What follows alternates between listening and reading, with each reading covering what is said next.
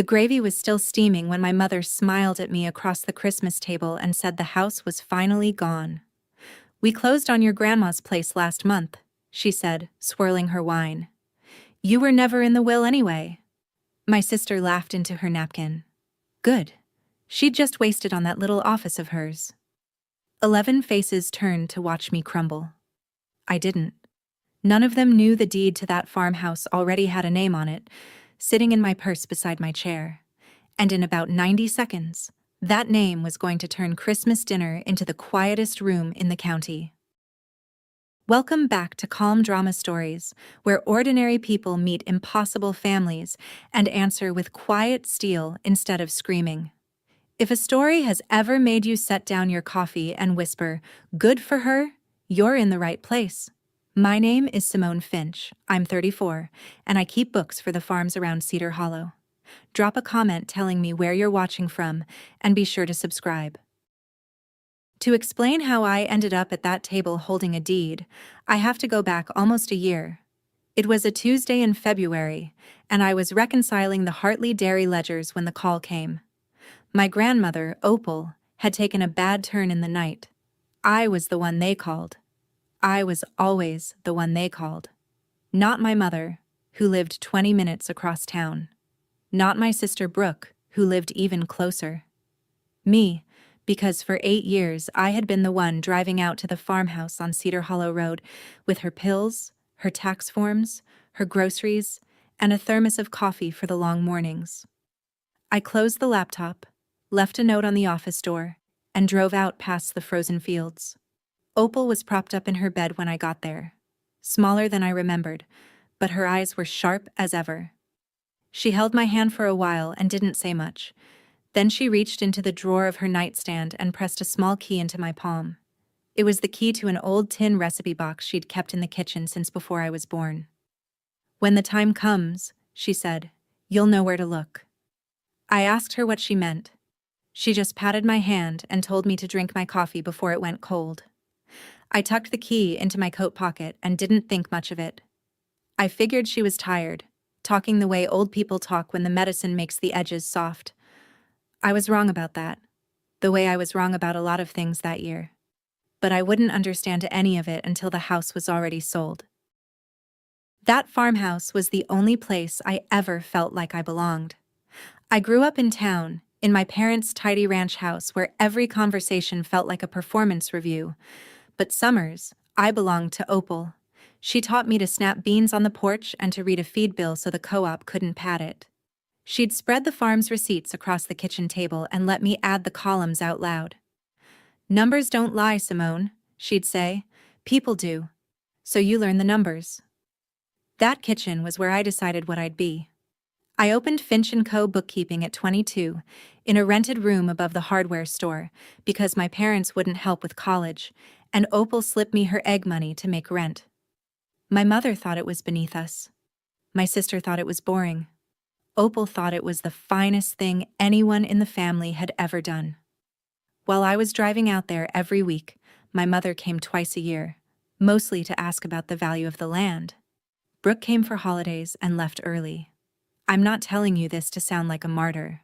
I'm telling you because of something Opal said the last good autumn we had together, sitting in her garden with dirt under both our fingernails. She looked at the house, then at me, and said it plain.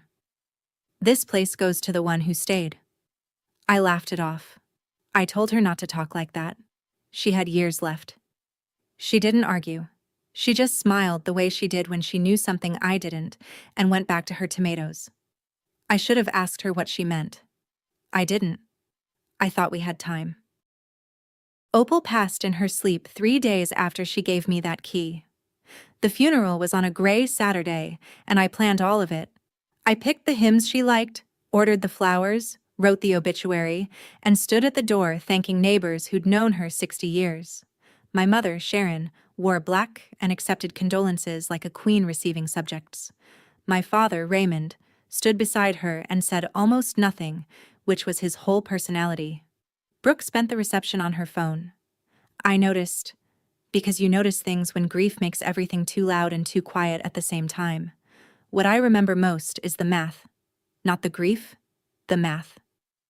At the reception, before the casseroles were even cold, my mother leaned over and asked me what I thought the farmhouse would fetch. I thought I'd misheard her.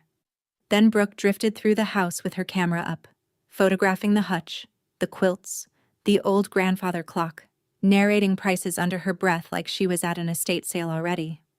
"That clock's worth something," she said. "And the land, Mom. The land is the real money." My father examined his shoes. Nobody asked who would feed Opal's old barn cat. Nobody asked where her garden tools should go. They asked what it was worth. I stood in my grandmother's kitchen, by the tin box she'd told me about, and felt something cold settle in my chest.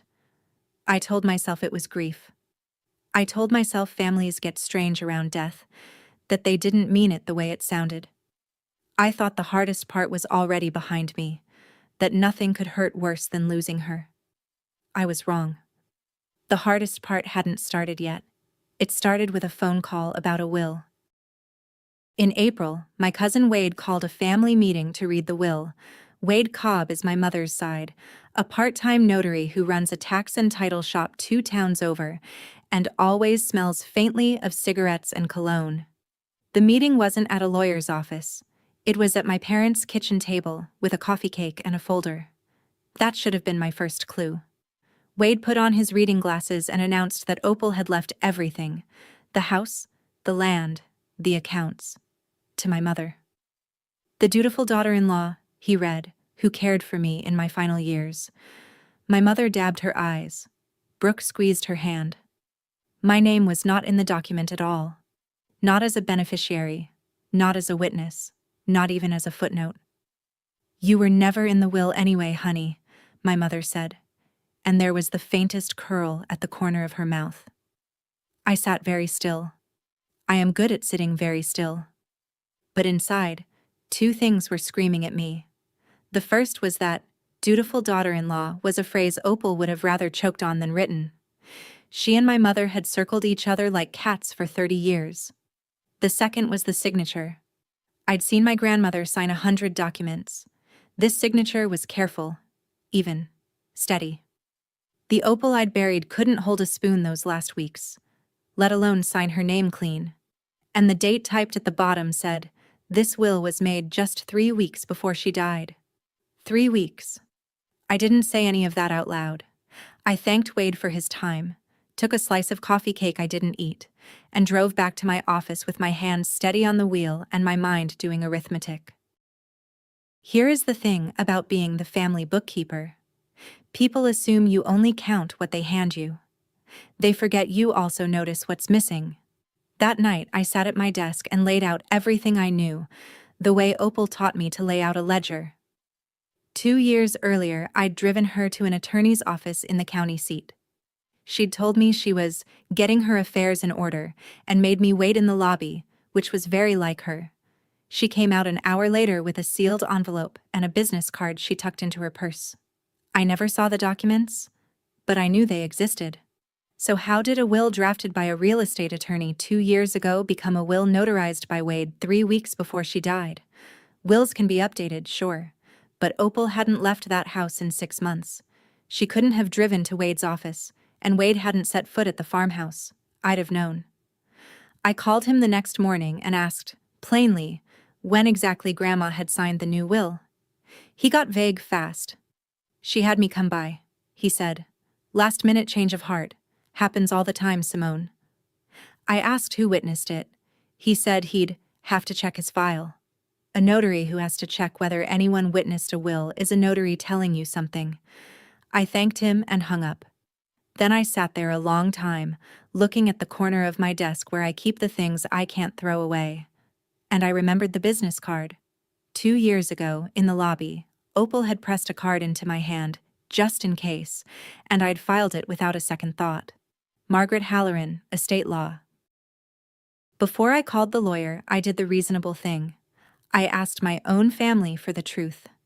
I drove to my parents' house and asked to see the actual probate filing, the official one, not Wade's coffee cake folder. My mother's whole face changed. "Why would you need that?" she said. I told her I just wanted to read it. I keep books. Reading documents is what I do. That's when she reached for the weapon she'd used my whole life. She made herself the victim. "I cannot believe you," she said, her voice wobbling. "Your grandmother is barely in the ground and you're already fighting about money." Brooke appeared in the doorway right on cue. "Don't make this ugly, Simone. It's so like you to make everything about you." My father studied the wallpaper. I looked at the three of them and understood something I should have understood years ago. They weren't confused. They weren't grieving wrong. They had a plan, and the plan required me quiet and ashamed and gone. So I went quiet. But not the way they wanted. I drove back to my office and I did not call my mother to apologize, because for once I had nothing to apologize for. They thought they'd handled me. They thought the bookish daughter would fold because she always folded, because keeping the peace had always been my job. What they forgot is what I actually do for a living. I spend my days finding the number somebody tried very hard to hide. I find it in the rounding. I find it in the dates that don't line up. And there was a date that didn't line up, sitting in a will my cousin couldn't explain. So the next morning, I picked up the phone and called Margaret Halloran. Margaret Halloran's assistant put me through the moment I said my grandmother's name. That told me something before the lawyer even spoke. But Margaret was careful on the phone, the way good lawyers are, and asked me to come in person and bring identification. We set it for the following week. In the meantime, I did what I always do when I'm scared. I gathered facts. I learned that the estate was already moving fast. Too fast. My mother had petitioned the court as executor under an informal, uncontested probate, the kind that moves quick when nobody stands up to object. A court reviews a will on its face. It doesn't test a signature unless an heir contests it, and no heir had. The required notice to family had gone to an old mailing address I'd left years back, so it reached me late, after the easy window to object had nearly closed. Margaret never heard a word, because nobody is obligated to notify the attorney who drafted an earlier will. On paper, Wade's document looked clean. The probate had sailed through on the strength of it, and now there was a notice that the farmhouse and land would be sold to settle the estate. Sold. To whoever showed up with money. I drove out to Cedar Hollow Road that evening and parked at the end of the long gravel drive. The house sat there in the blue dusk, Opal's porch swing still hanging crooked the way it always had. I thought about strangers walking those rooms. I thought about someone tearing out her garden to put in a pool, and I made myself a promise right there in the cold. Whatever the law eventually said about that forged signature, it would take months to prove, and the house would be long gone by then. I couldn't stop the sale in time, but there was nothing stopping me from being the one who bought it. If you've ever watched something precious slip toward people who never deserved it, you know exactly the kind of quiet that fell over me. It wasn't defeat. It was a decision. I need to stop here for just a second. If you've ever been the one who showed up, every appointment, every form, every hard night, and then watched the people who vanished decide they'd earned the reward, you already know this feeling in your chest. Stay with me, because what I did next surprised even me. Hit that subscribe button so the rest of this story finds you. People expect rage to look loud. Mine looked like a legal pad. The night I decided to buy the house, I sat at my kitchen table above the office and made a list, because lists are how I think. Down one side I wrote what I knew. The will was almost certainly fake. The sale was almost certainly going through anyway. My family was almost certainly spending money they hadn't received yet. Down the other side I wrote what I could control. Not their behavior. Not the speed of the court. Just my own moves. Made cleanly, made legally, made in the right order. My mother's voice kept circling in my head. You were never in the will anyway. I let it. I didn't push it away. I let it sit there and turn into fuel, because anger, you understand, is anger you can aim. Then I started reading.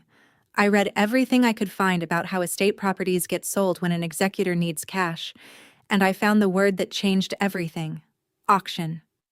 The estate wasn't doing a quiet private sale to a pre-picked buyer. To move it fast and prove fairness to the court, the land was headed to a public estate auction. Public. Open to anyone with the funds and the nerve to raise a paddle. My mother thought she was selling her mother-in-law's house to some faceless investor. She had no idea the auction floor would be open to me, too. I sat back and felt something I hadn't felt since the funeral. Not peace, exactly. Purpose. I had a number to find, a plan to build, and for the first time in months, I wasn't the one being handled. I was the one doing math nobody else knew was happening. Margaret Halloran's office smelled like old paper and good coffee. She was a trim woman in her late 50s with reading glasses on a chain and a handshake that meant it. I put my license on her desk. She looked at it, then at me, and something in her shoulders eased. "You look like her," she said. Then she opened a file 2 inches thick. 2 years ago, she told me, my grandmother had come to her deliberate and clear-headed and drafted a will. It was signed, witnessed by 2 of Margaret's staff, and notarized properly. In it, Opal left the farmhouse and the surrounding 10 acres to me, to Simone. "The one who stayed," Margaret read aloud, and I had to look at the window for a moment. The accounts were split among the family.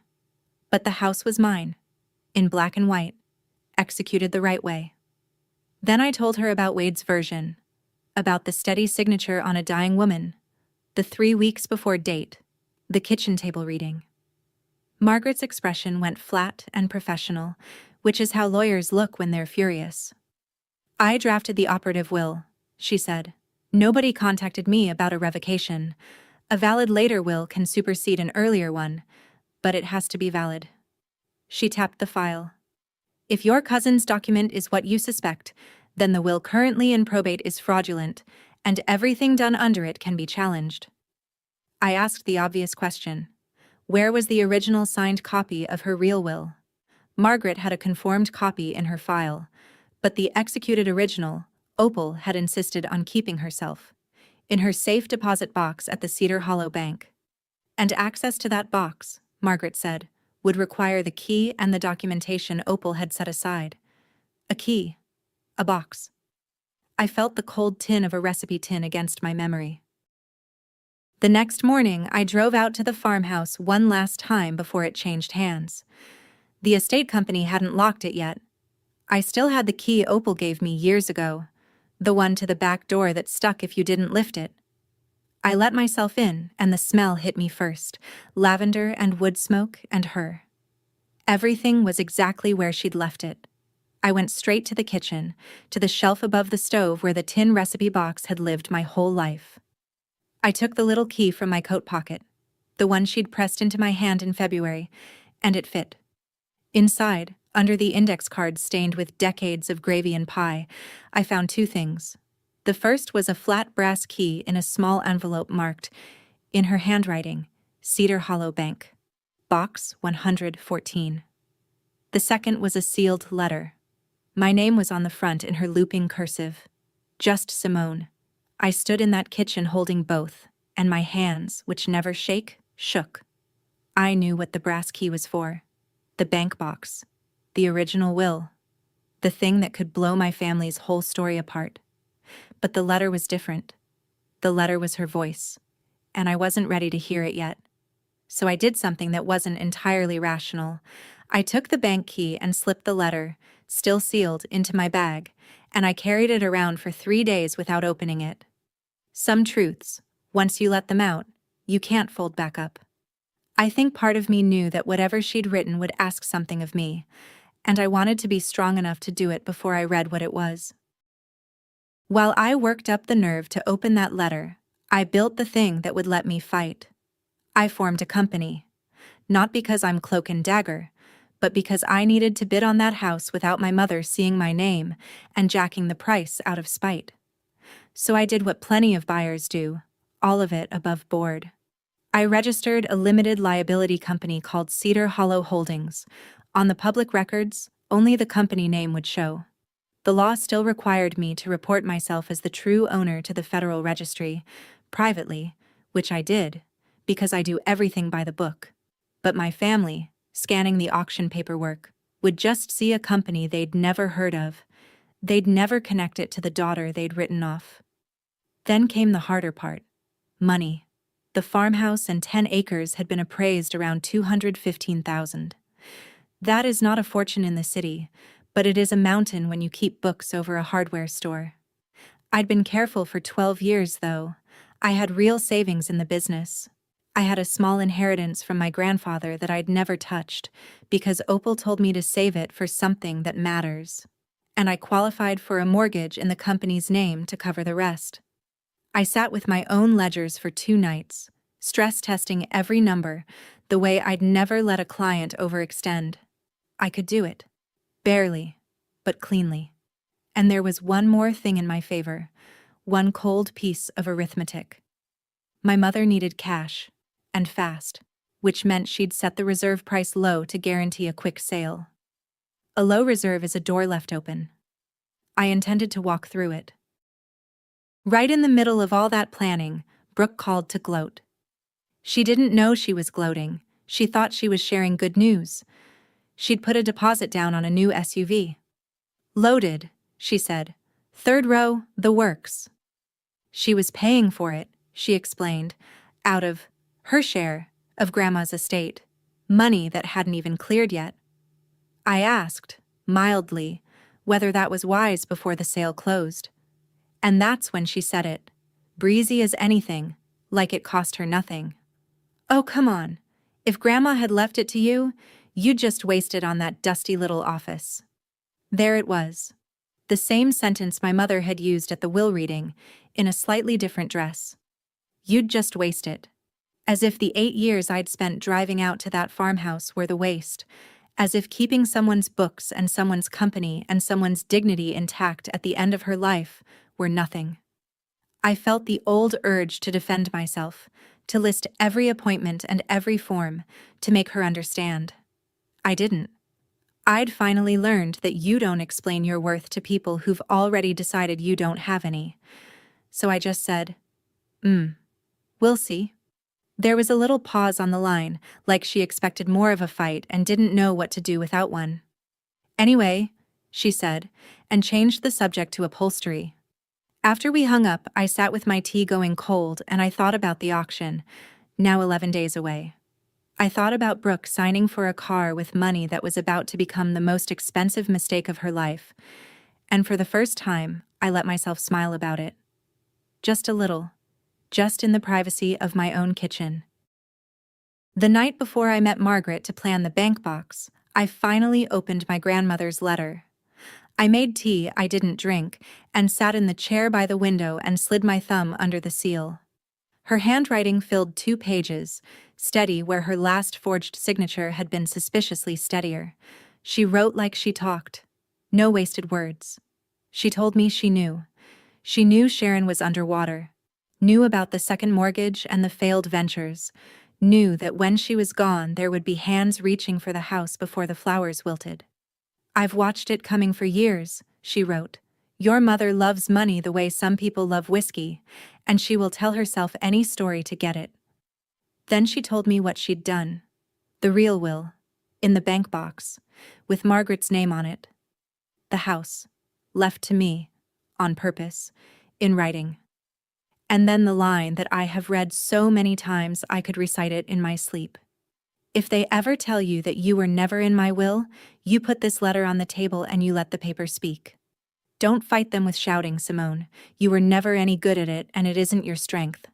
Numbers are your strength. Quiet is your strength. The house goes to the one who stayed. That's you. It was always you. I sat there a long time. Then it came. Not the pretty way people cry in movies, but the ugly, hiccuping kind that arrives when someone reaches out from past death and tells you they saw you all along. Then I wiped my face, folded the letter back along its worn creases, and put it somewhere safe. Because now I wasn't just buying back a house. I was carrying out the last clear instruction of the only person who ever believed me. Let the paper speak. 2 days later, Margaret and I opened safe deposit box 114 at the Cedar Hollow Bank. Opal had thought of this part too. Years earlier, she'd quietly added me to the box as a co-lessee, my signature already on file with the bank, so the box never froze when she died, and I could open it without waiting on any court. The brass key was mine to use.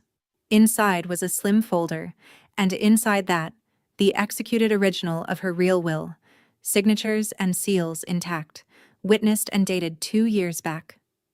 Margaret laid it beside a copy of Wade's version on the bank's little conference table and put her glasses on. She didn't say much for a while, then she started pointing. The dates. The witness lines, which on Wade's copy named 2 people no one could quite locate. The signature itself, which Margaret called a careful imitation by someone who'd seen the real thing. She'd seen forged documents before, she said, and they almost always made the same mistake. They tried too hard to look perfect. A genuine signature from a sick woman wobbles, she said. This one marches. She explained the path forward in plain terms. We could file to reopen the probate, present the original will, and allege fraud. If the court agreed, the fraudulent will would be thrown out, and everything done under it could be challenged. But, she warned, that road was slow. Months, maybe a year, with my family fighting every step. And in the meantime, the auction would happen on schedule. The house would sell. So we fight on 2 fronts, I said. She raised an eyebrow. I told her my plan. Form the company, buy the house clean at auction, then pursue the fraud case to make the rest of the truth land where it belonged. Margaret took off her glasses, looked at me for a long moment, and almost smiled. Your grandmother, she said, would have liked that very much. Then she picked up her pen, and we got to work. The auction was held on a cold October morning in the county building, in a meeting room with folding chairs and burnt coffee. I didn't go in person. That was the whole point. Instead, I sent the one person who could bid without a single eyebrow going up, a calm associate from Margaret's office, there to represent Cedar Hollow Holdings, with my hard limit written on a card in his pocket. I sat in my car in the parking lot with my phone in my hand and my heart in my throat. My mother and Brooke were inside. I'd seen them go in, dressed up, already celebrating. Margaret's associate texted me updates. Bidding opened low, just like I'd predicted. The reserve set cheap for a fast sale. Then it climbed. A local farmer wanting the acreage, an investor from the city, and the quiet man in the good suit who kept nodding, raising the company's number, patient as a Tuesday. The price passed $200,000, past $220. My family, I learned later, was thrilled. Every raise was more cash for them, and they had no idea who was driving it up or why. At $238,000, the room went still, the gavel came down, and the farmhouse on Cedar Hollow Road belonged to Cedar Hollow Holdings, LLC. My phone buzzed. Sold to your company. Congratulations, Ms. Finch. I sat in that cold car and pressed my hand over my mouth and made a sound that was half laugh, half sob. My mother walked out of that building a few minutes later, beaming, counting money in her head, complaining to Brooke about that pushy company that bid us up. She passed within 30 feet of my car and never looked over. She thought she'd won. She thought she'd sold her mother-in-law's house to a stranger for top dollar. She had no idea she'd just sold it back to the granddaughter she swore was never in the will. The money moved the way money moves when people are desperate to spend it. My mother took the largest share, and I'd find out later most of it went straight to the second mortgage and the debts she'd been hiding from my father for years. Brooke finished paying off her SUV and booked a vacation. My father took whatever was handed to him and said thank you to no one. They divided the proceeds at a celebration dinner I wasn't invited to, which suited me fine, because every dollar they passed across that table was a dollar I had paid. I sat in my office above the hardware store the night the funds cleared, and I laid the new deed on my desk under the lamp. Cedar Hollow Holdings, LLC, owner of record, the farmhouse, and 10 acres on Cedar Hollow Road. My company, my house, my grandmother's house, back where it belonged, and not one of them knew. I want to be honest with you about something, because this is the part people get wrong. I did not feel triumphant that night. I felt tired, and I felt sad. And I felt a strange tenderness for the woman who raised me, who'd seen this whole thing coming and armed me for it from beyond the grave. The triumph would come later. That night was just quiet. I traced the address on the deed with one finger and thought about the porch swing and the garden gone to weeds. They were spending my money to celebrate cutting me out of the family, and I let them. I let every check clear and every bottle get uncorked. Because Christmas was coming, and my mother, who could never resist an audience, was about to gather the whole family at one table. I would bring a hostess gift. 3 pieces of paper. The invitation came in early December and it surprised me. My mother called, sweet as pie, to invite me to Christmas dinner. Not because she missed me. I knew her too well for that. She invited me for 2 reasons, and I could hear both of them under her cheerful voice. The first was theater. Nothing said, "This family has moved on, no hard feelings, nothing to see here," like the prodigal bookkeeper at the holiday table. The second was nerves. There had been a whisper around town that some company had been asking questions about the estate, requesting records, and my mother wanted to make sure I wasn't stirring a pot that might splash on her. So she wrapped a leash in tinsel and called it an invitation. "You'll come, won't you?" she said. "It's Christmas.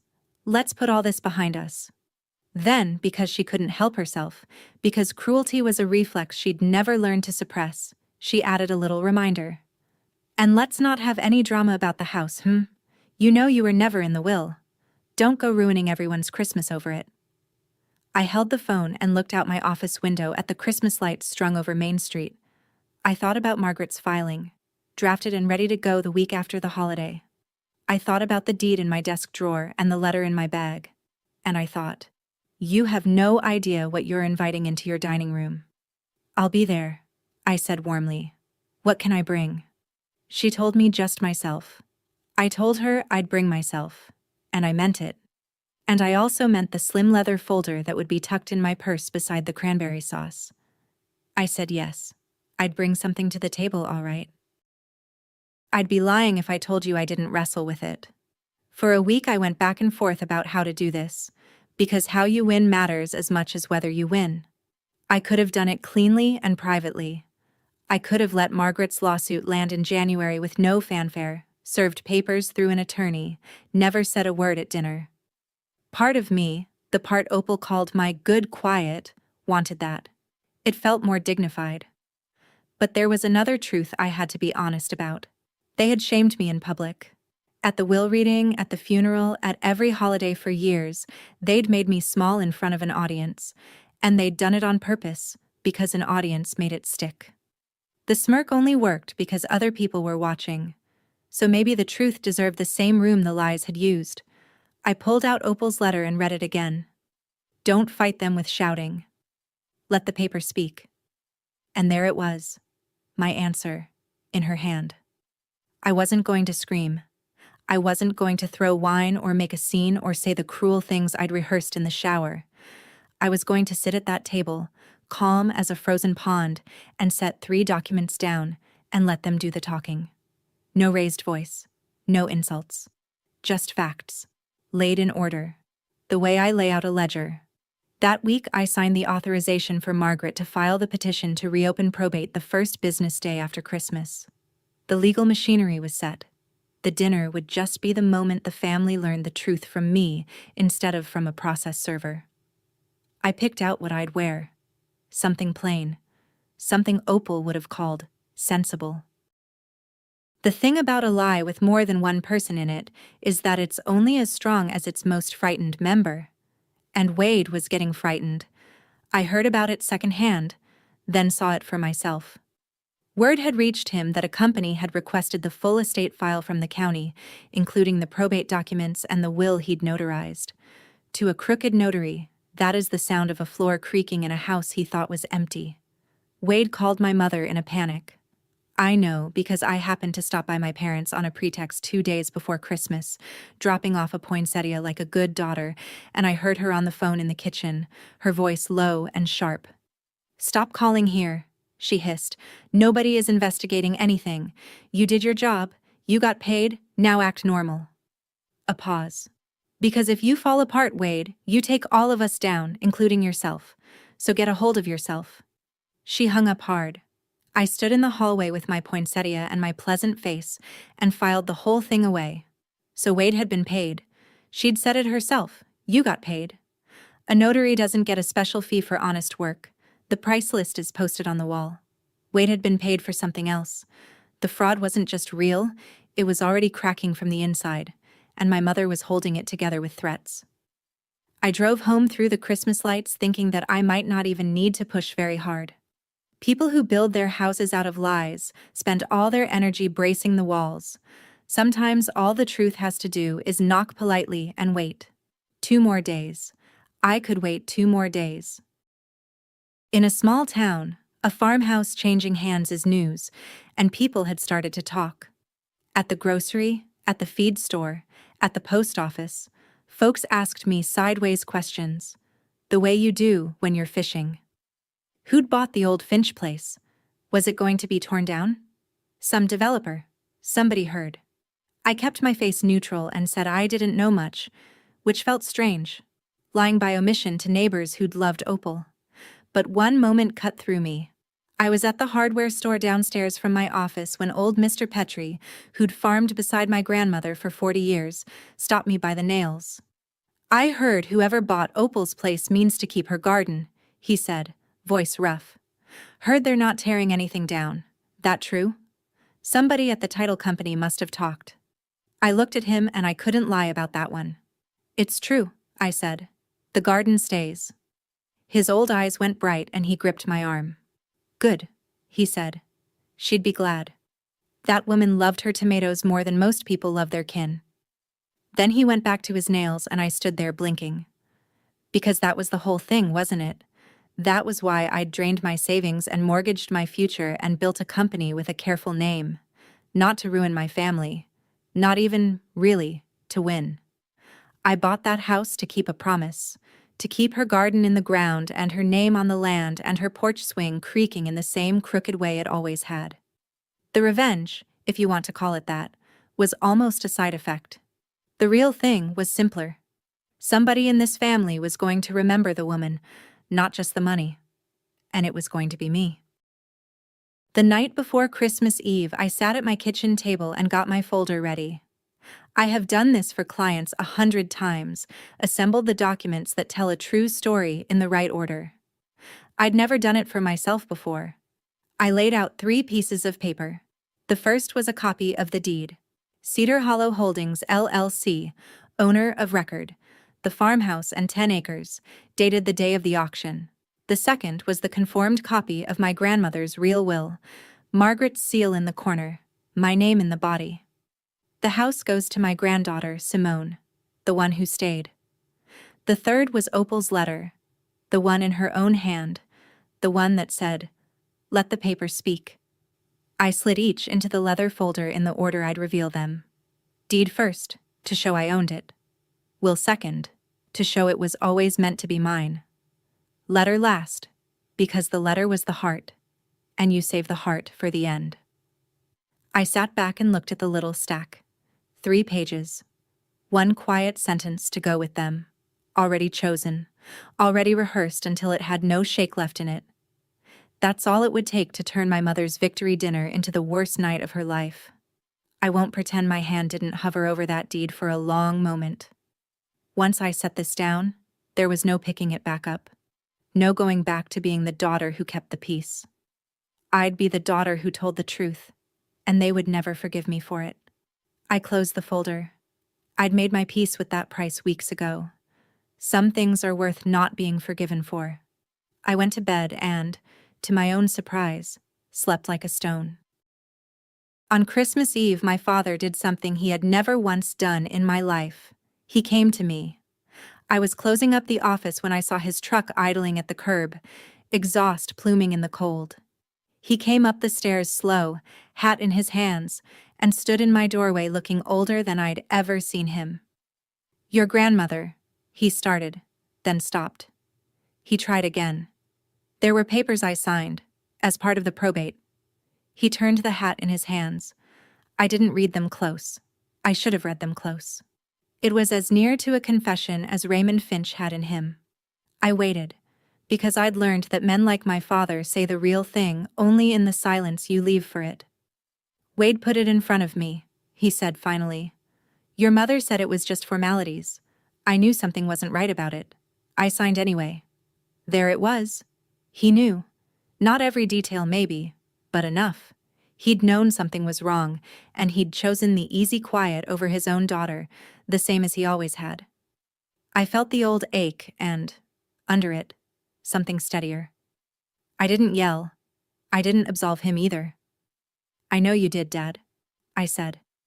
He flinched like I'd struck him, which was more honest than anything I could have shouted. He stood there a moment longer, hoping I'd make it easier for him, hoping I'd say it was all right. I didn't. Because it wasn't. He nodded once, put his hat back on, and went down the stairs. I watched his taillights disappear and thought, tomorrow you'll learn the rest. I almost felt sorry for him. Almost. Christmas Day, I dressed in the plain sweater Opal would have approved of and drove across town to my parents' house. It's not far, the town being what it is, maybe 10 minutes from my place above the office to their ranch house on the nice side of the school. I made the drive I'd made 1,000 times, past the same lit-up lawns and inflatable snowmen, and I was calm in a way that surprised me. The folder sat in my purse on the passenger seat. I didn't rehearse anything on the way. I'd done all my rehearsing. Now I just drove, and watched the town go by, and let myself feel the weight of what I was about to do settle into something solid. I thought about Opal teaching me to add the columns out loud at her kitchen table. Numbers don't lie, Simone. People do. I thought about how long I'd let people lie about me, to my face, in front of others, and how I'd swallowed it for the sake of a peace that only ever protected them. That was over. I parked behind Brooke's enormous new SUV, the one she'd bought with my money, and I sat for one breath with my hands on the wheel. Then I picked up my purse, felt the corner of the folder press against my palm, and walked up the path to the door where I could already hear them laughing inside. Before we go in, let me ask you something. If a story has ever reminded you that dignity can be louder than shouting, do me a favor and comment, the one who stayed, so I know you're still with me. Now, let's go to dinner. The dining room was warm and bright, and smelled like a holiday should, pine and roast and cinnamon. My mother had outdone herself, the good china out, candles lit, a centerpiece of red and gold. The whole cast was there. My father at the foot of the table, quiet. Brooke and her husband, Travis, near the middle, already a glass of wine in. My Uncle Gary and his wife. And, to my private satisfaction, Wade, sweating slightly in a sweater, parked near the end like a man who wanted to be close to the door. My mother presided at the head, glowing, refilling glasses, queen of a kingdom she thought was secure. She greeted me with a hug that was all performance, and seated me on her right, the place of honor, so everyone could see how gracious she was being to the difficult daughter. I let her. I complimented the table. I passed the rolls. I asked Travis about his job and admired the tree. I was, by every account, a perfectly pleasant dinner guest. Inside, I was as still as I've ever been. We ate. We toasted the season. And then, between the main course and the pie, my mother tapped her glass with her fork and said she had a little announcement to make, a bit of family news worth celebrating. Here we go, I thought. Here we go. My mother stood, wine glass raised, and the table quieted for her the way it always did. I just want to say, she began, what a hard year it's been, losing Mother Finch. She pressed a hand to her chest. But we got through it together. As a family, and I'm happy to share that we finally closed the sale of her house last month. It's done. We can all move forward now. Glasses lifted around the table. Brooke said, "Cheers, Mom." Then my mother's eyes slid to me, and the smirk came out, the one I'd been waiting for, the one that needed an audience to work. I know that's been a sore spot for some, she said lightly, swirling her wine, looking right at me. But honestly, sweetheart, you were never in the will anyway. There's no shame in it. Grandma just knew who'd handle things responsibly. A few uncomfortable chuckles.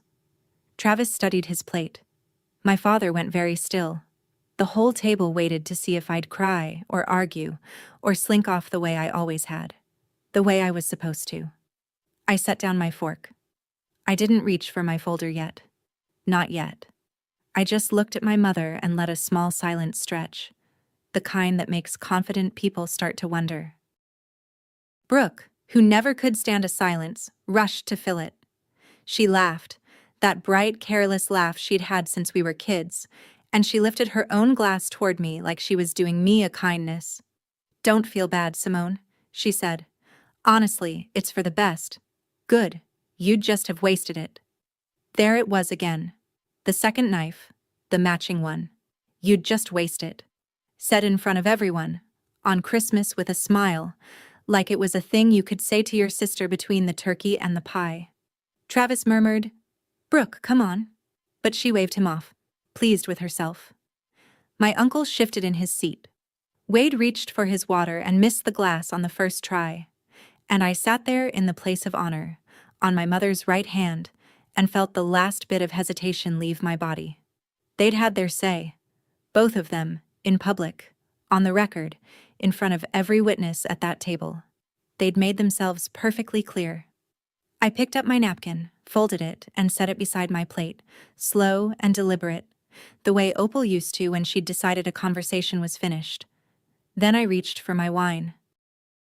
I took a sip of wine. One, unhurried, while the table watched. Then I set the glass down and asked my mother a simple question, in the same pleasant voice I'd used about the rolls. "Can I ask who you sold it to?" She blinked, thrown by how calm I was. "What?" "The house," I said. "Who bought it?" She recovered because she loved telling this part. "Some company," she said, with a little wave. "Cedar Hollow Holdings, I think. An investment outfit. They bid us up nicely, actually. Paid well over what we expected." She smiled around the table, collecting her admiration. "So really, it worked out for everyone." "Cedar Hollow Holdings," I repeated, like I was making sure I had it right. "That's right," she said. "Why?" I felt the whole strange year arrive at this single point, the funeral and the forged will, and the cold car in the auction parking lot. All of it funneling down to the next 60 seconds. Around me the candles flickered and the pie sat cooling and 11 people waited without knowing what they were waiting for. I reached down into my purse and my hand closed around the leather folder, and I brought it up and set it on the table beside my plate. I opened the folder and took out the first page. "This is the deed to Grandma's house," I said, and laid it in the center of the table, turned so my mother could read it. "Recorded the day of the auction." She glanced down, impatient, then her eyes caught on the owner's name and stopped. "Cedar Hollow Holdings, LLC. "I don't understand," she said, but her voice had changed. I took out the second page. "This is Grandma's will," I said. "Her real one, drafted 2 years ago by Margaret Halloran, signed, witnessed, and notarized properly." I set it beside the deed. "It leaves the farmhouse and 10 acres to me, by name."